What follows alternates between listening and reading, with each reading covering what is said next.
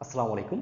আজকে আমরা পদার্থবিজ্ঞানের গুরুত্বপূর্ণ তিনটি টপিকস থেকে তিনটি গুরুত্বপূর্ণ গাণিতিক সমস্যার সমাধান করব এবং তা একটা ট্রিক্সের মাধ্যমে। অনেক সময় দেখা যায় এই কোশ্চেনগুলো আমাদের এমসিকিউ টাইপের প্রশ্নপত্রে বেশি এসে থাকে। তবে এগুলো যেন খুব অল্প সময়ের মধ্যে আমরা কিভাবে সলভ করতে পারি এই জন্য বিশেষ করে এই ট্রিক্সগুলো অ্যাপ্লাই করা আছে। আমি কোশ্চেনে চলে যাই। একটি রাইফেলের গুলি একটি তক্তাকে ভেদ করতে পারে যদি গুলির বেগ 4 গুণ করা হয়, তবে অনুরূপ কয়টি তক্তা ভেদ করতে পারবে?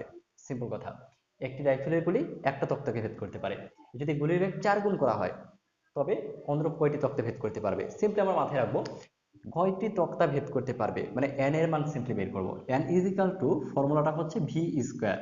ভি স্কোয়ার বলতে ভি হচ্ছে গুলির বেগ কত গুণ বৃদ্ধি করা হয়েছে, ফাইন।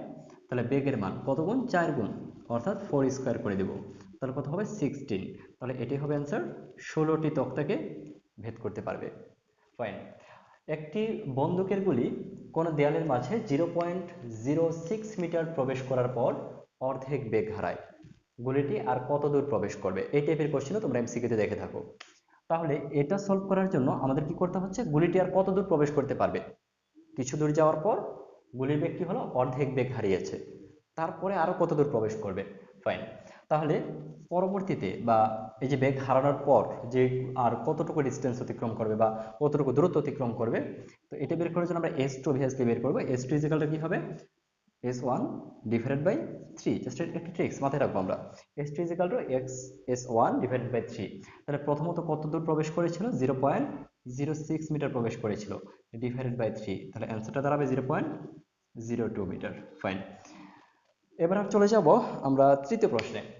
9.2 ms ইনভার্স ওয়ান বেগে একটি বল উপরের দিকে নিক্ষেপ করা হলো, নিক্ষেপ করার কত সময় পর ভূপৃষ্ঠে ফিরে আসবে?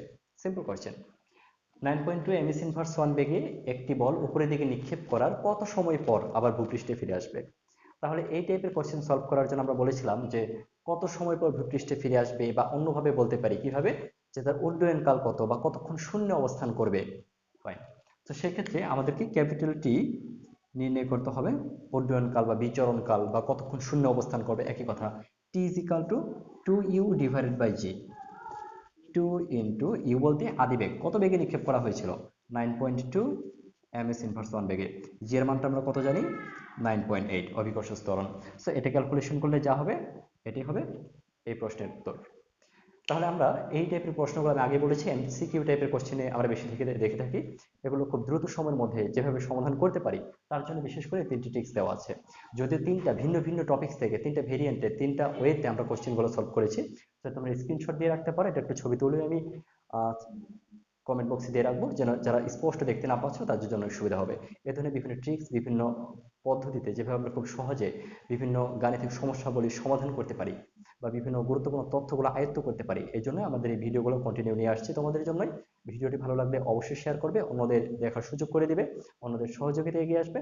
আজকে এই পর্যন্তই, আল্লাহ হাফেজ।